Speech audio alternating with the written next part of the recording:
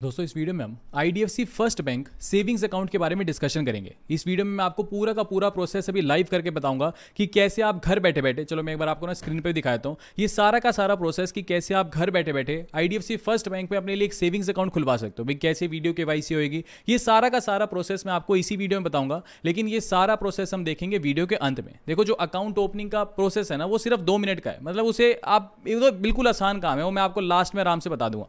लेकिन जिस बैंक में हम अपने लिए एक सेविंग्स अकाउंट खुलवाने वाले हैं उसके पहले फीचर्स तो हमें पता होने चाहिए। हमें ये तो पता होना चाहिए कि ये जो इतना ज़्यादा आप एडवर्टीजमेंट देखते हो अमिताभ बच्चन जी की, मतलब टीवी पे आए दिन चलती रहती है कि जी आपको एक ऐसा बैंक, मैं तो इसके साथ जुड़ गया, 7.25% का ब्याज सेविंग्स अकाउंट पे। एक दिमाग में ये कैलकुलेशन बैठ चुकी है कि आईडीएफसी फर्स्ट बैंक ना सेविंग्स अकाउंट के ऊपर भी बहुत ज़्यादा रेट ऑफ इंटरेस्ट देता है, क्योंकि लगातार इन्होंने ऐड चला रखी है 7%, 7.25% की। वही ऐड जो है वो पुरानी हो जाती है, रेट ऑफ इंटरेस्ट ऊपर नीचे होते रहते हैं। तो सारी की सारी सच्चाई देखेंगे और ये देखेंगे कि दूसरे बैंकों की तुलना में क्या आईडीएफसी फर्स्ट बैंक में हमें अकाउंट खुलवाना भी चाहिए कि नहीं खुलवाना चाहिए। ठीक है जी। अब देखो सबसे पहले तो जब हम इसकी ऑफिशियल वेबसाइट पे आएंगे तो बड़ा बड़ा लिखा हुआ है कि जी up to 7.25% rate of interest, मतलब सेविंग्स अकाउंट के ऊपर ये बोल रहे हैं। दूसरा ये लोग बोलते हैं, बहुत बार आपने इनकी ऐड देखी होगी कि जी मंथली इंटरेस्ट आपको देते हैं। भाई ये अमिताभ बच्चन जी की ऐड चलती रहती है ना कि ईएमआई हर महीने भरते हो, बिजली का बिल, पानी का बिल, जो भी सारी चीजें हैं ये हर महीने भरते हो, तो सेविंग्स अकाउंट पे ब्याज 3 महीने में बैंक एक बार क्यों देते हैं। तो ये बोलते हैं कि अमिताभ बच्चन जी की अब मैं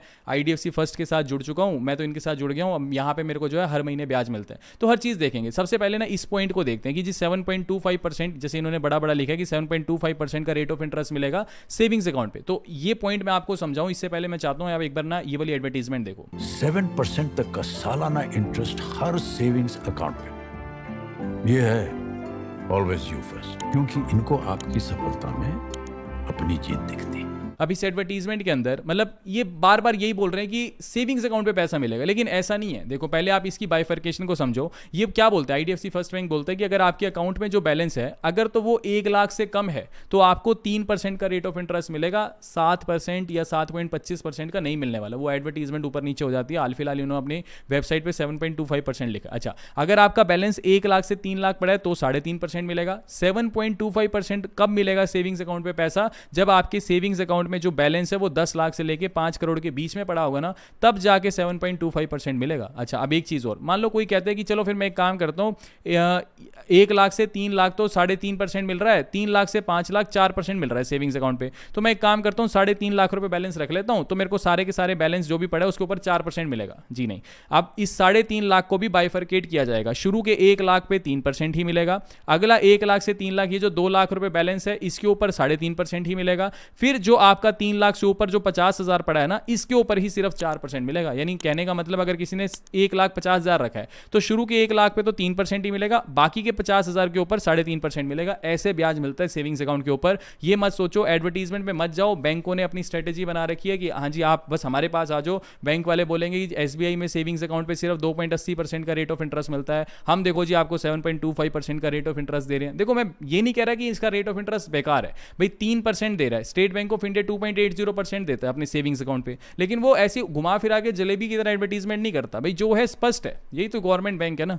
अब ये क्या कर रहे हैं, घुमा फिरा के जलेबी की तरह आपको दिखा रहे हैं जी 7.25% देते हैं हम तो, अप टू 7.25%। आधे लोगों को समझ में नहीं आता, आधे वीडियोस बना देते हैं बिना कुछ समझाए कि 7.25% ही मिल रहा है। तो पहले क्लियर होनी चाहिए चीजें। ठीक है जी। अच्छा, एफडी की अगर मैं बात करूं तो ये लोग बोलते हैं कि अगर आप 1 साल की एफडी कराते हो तो 6.50% का रेट ऑफ इंटरेस्ट मिलता है, 1 साल और 1 दिन की कराते हो तो 7.50% का रेट ऑफ इंटरेस्ट। अब ये भी चीज आपको कोई नहीं बताएगा। भाई मैं अगर आईडीएफसी फर्स्ट बैंक में अकाउंट खोल लूं तो मैं 1 साल की एफडी क्यों कराऊं, मैं 1 साल और 1 दिन की करा लूंगा। 1 दिन की एक्स्ट्रा कराने पर देखो 1% का रेट ऑफ इंटरेस्ट का फर्क आ गया। ऐसे ही अगर आप 500 डेज की कराते हो यानी 1 साल 4 महीने और 15 दिन की, तो इस केस में 7.90% का रेट ऑफ इंटरेस्ट एफडी के ऊपर मिलता है। तो ये बाइफर्केशन भी आपको कोई नहीं समझाएगा। अच्छा, एक मेरी बस आपसे ये रिक्वेस्ट है, भाई अगर आप ऐसी ही डिटेल्ड वीडियो देखना चाहते हो, भाई आप सर ऐसी ही वीडियोस बनाओ, तो प्लीज इस वीडियो को लाइक, चैनल को सब्सक्राइब और नीचे हमारे लिए एक पॉजिटिव कमेंट जरूर करना। कुछ भी कर देना आप, जो आपका मन करे, इससे हमें मोटिवेशन मिलता है। ठीक है, मतलब लाइक्स देख के ऐसा लगता है कि और बेहतर वीडियोस जो है अपनी ऑडियंस के लिए लेके आनी। ठीक है जी।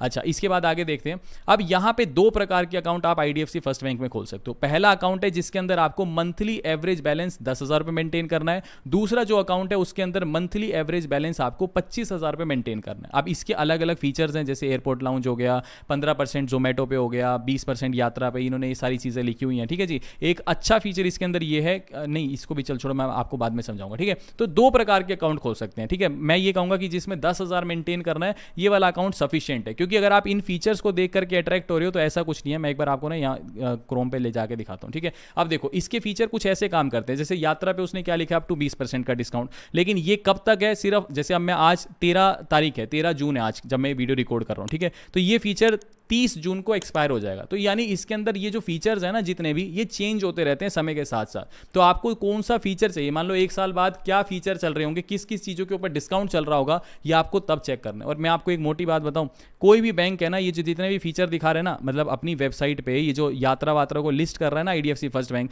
ये सबसे पैसे ले रहा है। मतलब एक तरह से ये खुद में ही अपने आप में एक एडवर्टीजमेंट है, मतलब आप समझ गए फीचर्स के नाम। इसलिए मैं आपको बोल रहा हूँ भाई 25,000 वाला अकाउंट खुलवाने की कोई जरूरत नहीं है। अगर आपको खोलना है तो 10,000 वाला खोल लो, अच्छा अकाउंट है। बाकी इसके अलावा एक चीज़ अच्छी इनकी क्या है पता है, ये बोलते हैं स्टार्टिंग में ही कि हमारे ना 28 से लेकर के 30 ऐसी सर्विसेज है बैंकिंग की, जिसमें दूसरे बैंक तो चार्ज लगाते हैं, लेकिन हम उसके ऊपर कोई भी चार्ज नहीं लगाते। जैसे उसमें से एक डेबिट कार्ड की फीस है, हर बैंक लगाता है, लेकिन IDFC फर्स्ट बैंक क्या बोलता है कि डेबिट कार्ड के ऊपर 1 रुपए का भी चार्ज हम नहीं लगाएंगे। तो ऐसे काफ़ी फीचर्स हैं, ये मैं आपको अभी आगे बताऊंगा, ठीक है, एक एक करके। अच्छा, इसके अलावा जैसे मैंने आपको बताया डेबिट कार्ड का कोई चार्ज नहीं लगता। ATM विड्रॉल, जैसे अगर मान लो तो आप 10,000 वाला अकाउंट खोलते हो, तो इस केस में ये बोलता है भले IDFC फर्स्ट बैंक के ATM में जाके या किसी भी दूसरे बैंक के ATM में जाके आप कैश निकालो, हर रोज ज़्यादा से ज़्यादा आप 1 लाख रुपए का कैश निकाल सकते हो। अगर आप 25,000 वाला अकाउंट खोलते हो तो ये बोलता है भले IDFC फर्स्ट के ATM से या किसी भी दूसरे बैंक के ATM से आप हर रोज ज़्यादा से ज़्यादा 2 लाख रुपए कैश निकाल सकते हो। अच्छी बात पता है क्या है, भले IDFC फर्स्ट के ATM से निकालो या दूसरे बैंक के ATM से निकालो,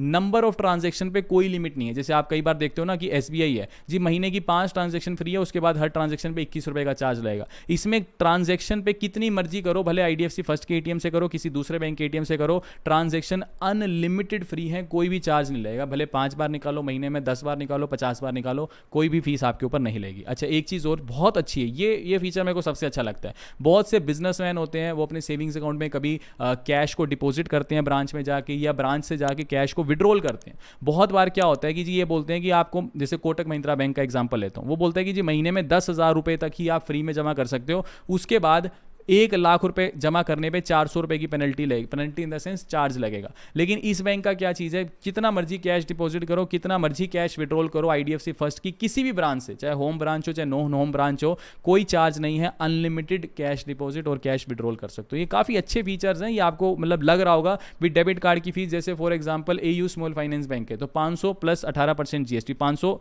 नहीं AU की नहीं लगती, ये सॉरी एक्सिस बैंक की बता रहा हूँ। हाँ, एक्सिस बैंक की डेबिट कार्ड की फीस है मतलब 500 रुपये प्लस 18% GST, यानी 590 रुपये फीस लगती है। तो ऐसे करके हर एक बैंक डेबिट कार्ड की साल में एक बार फीस तो चार्ज करता ही है। तो बट इसकी अच्छी बात ये डेबिट कार्ड की भी कोई फीस नहीं है, ठीक है जी। बाकी कुछ एक फीचर्स हैं, अभी मैं आपको अकाउंट ओपनिंग का प्रोसेस बस बताता हूँ, उसके कुछ एक फीचर्स हैं। अब कहने को ये बोलते हैं कि 28 से 30 ऐसे फीचर्स हैं, वैसे तो ये पूरी लिस्ट है, पहली ये है, दूसरी ये है, तीसरी ये है। ये सारे फीचर्स ये लोग बोलते हैं कि हमारे फ्री हैं, ये दूसरे बैंक चार्ज करते हैं। लेकिन जिन जिन के नीचे मैंने अंडरलाइन किया हुआ है ना, सिर्फ ये ही वो फीचर्स हैं जो आपके काम के हैं। बाकी लिखने में तो लिख दो कि जी हमारे 1000 ऐसे फीचर्स देते हैं जो जिसके ऊपर हम कोई भी पैसा नहीं लेते हैं। कहने को तो ये भी फीचर लिख दो कि आप ब्रांच के अंदर आ रहे हो तो हम पैसा नहीं ले रहे हैं, आप ब्रांच के AC की हवा खा रहे हो तो हम पैसा नहीं ले। लिखने में तो क्या, कितने मर्जी लिखते रहो, बट जिसके नीचे मैंने अंडरलाइन किया ना, सिर्फ ये फीचर्स आप कह सकते हो कि दूसरे बैंकों की अपेक्षा अच्छे हैं। जैसे चेकबुक जितनी बार मर्जी लो, कोई चार्जेस नहीं है। SMS अलर्ट, हर बैंक 50 रुपये साल के चार्ज करते हैं, ये नहीं लेते हैं। कैश डिपॉजिट विड्रॉल, ये दोनों फीचर्स हैं, कितनी वैल्यू मर्जी करो, कितनी बार मर्जी करो, कोई भी चार्जेस नहीं है।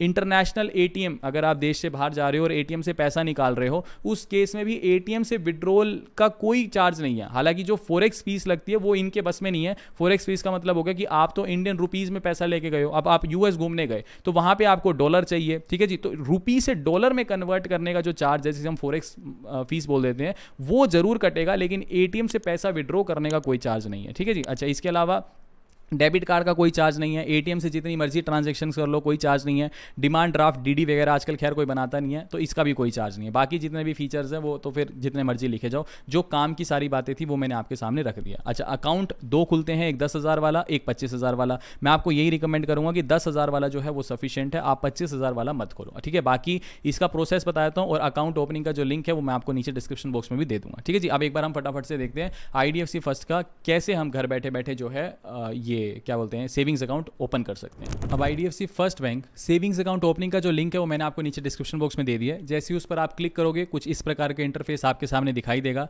अब यहाँ पे कुछ बेसिक सी डिटेल पूछ रहा है। जैसे सबसे पहले ये बोल रहा है कि अपना मोबाइल नंबर एंटर करो। कोशिश करना मोबाइल नंबर वही एंटर करना जो आपके आधार कार्ड से लिंक है। अच्छा जी, आपने मोबाइल नंबर एंटर कर दिया, फिर आपको अपनी डेट ऑफ बर्थ एंटर करनी है, फिर अपनी ईमेल आईडी एंटर करनी है जो भी आप बैंक के साथ रजिस्टर करवाना चाहते हैं, फिर आपको अपना पैन कार्ड का नंबर एंटर करना है, उसके बाद अपना आधार कार्ड का नंबर एंटर करना है। इस पेज को हल्का सा नीचे की तरफ स्क्रॉल डाउन करोगे तो यहाँ पे ये बोल रहा है कि आपके मोबाइल फोन पर जो भी आधार कार्ड से लिंक मोबाइल फोन है उस पर वेरिफिकेशन के लिए एक OTP भेजा जाएगा। वो OTP सिंपली आपको यहाँ पर एंटर करना है। अच्छा जी, OTP वेरीफाई करने के बाद ऑटोमेटिकली ये आपको दिखा देगा कि जो भी आपके आधार कार्ड पे आपका एड्रेस लिखा हुआ है ना वो यहाँ पे ये आपको शो कर देगा। नीचे ये बोल रहा है कि आपका कम्युनिकेशन एड्रेस क्या है। अच्छा, अगर अब देखो आधार कार्ड का एड्रेस और कम्युनिकेशन एड्रेस में क्या फर्क है। मान लो मेरा आधार कार्ड पे एड्रेस, मान लो मैं दिल्ली रहता हूँ और मेरा आधार कार्ड पे एड्रेस भी दिल्ली का है, लेकिन हाल फिलहाल मैं मुंबई में जॉब कर रहा हूँ, तो जहां मैं मुंबई में रह रहा हूँ ना वो मेरा कम्युनिकेशन एड्रेस है। तो अगर मान लो आपका घर दिल्ली में, आपका आधार कार्ड पे एड्रेस भी दिल्ली का और आप हाल फिलहाल रह भी दिल्ली में रहो ना, तो यहाँ पे आपको ये जो चेकबॉक्स दिखाई दे रहा है ना इसके ऊपर टिक करना है कि my communication address is same as my Aadhaar address. ठीक है जी, तो इसके ऊपर आपको टिक कर लेना है। अगर मान लो आपका कम्युनिकेशन एड्रेस अलग है, मान लो आप दिल्ली में रहते हो, आधार कार्ड पे एड्रेस भी दिल्ली का है, लेकिन हाल फिलहाल मुंबई में रह रहे हो, तो नीचे जो कम्युनिकेशन एड्रेस आपको दिखाई दे रहा है ना इसमें फिर आपको मुंबई का एड्रेस एंटर करना है। तो आप देख लेना कि आपका आधार एड्रेस और कम्युनिकेशन एड्रेस अगर अलग है तो आपको जो है वो अलग अलग फिर नीचे कम्युनिकेशन एड्रेस आपको एंटर करना पड़ेगा। उसके बाद आपको अपनी कुछ पर्सनल डिटेल्स एंटर करनी है। जैसे यहाँ पे सबसे पहले ये बोल रहे हैं कि आपका ऑक्यूपेशन क्या है। अब ऑक्यूपेशन के अंदर सोल प्रोप्राइटर यानी आप अपना खुद का काम करते हो, पार्टनरशिप में काम करते हो, होम मेकर हो, स्टूडेंट हो या सेल्फ एम्प्लॉयड हो, खुद का काम करते हो, तो इसमें से जो भी आपका काम है वो आपको सबसे पहले ऑक्यूपेशन में आपको सेलेक्ट करना है। उसके बाद नीचे ये बोल रहे हैं कि आपका सोर्स ऑफ इनकम क्या है, कि जी आप अपना बिजनेस करते हो, इन्वेस्टमेंट करके पैसा कमाते हो या फिर प्रोफेशनल फीस जो भी है, तो आपको अपना सोर्स ऑफ इनकम यहाँ पे सेलेक्ट करना है। उसके बाद नीचे पूछ रहा है कि आपका साल का ग्रोस एनुअल इनकम कितना है, कि आप साल में कितना पैसा कमाते हो। तो जितना भी कमाते हो 2 लाख, 5 लाख, 10 लाख, 50 लाख जो भी कमाते हो वो यहाँ ग्रोस एनुअल इनकम में एंटर करना है। उसके बाद नीचे बोल रहा है कि आपका मदर का फुल नेम क्या है, तो जो भी आपका मदर का नेम है वो सारा का सारा यहाँ पे आपको एंटर करना है। फिर नीचे बोल रहा है सेलेक्ट योर प्रोडक्ट। ठीक है जी, दोनों चेकबॉक्स आपको दिखाई दे रहे हैं कि एक 10,000 वाला अकाउंट है, एक 25,000 वाला।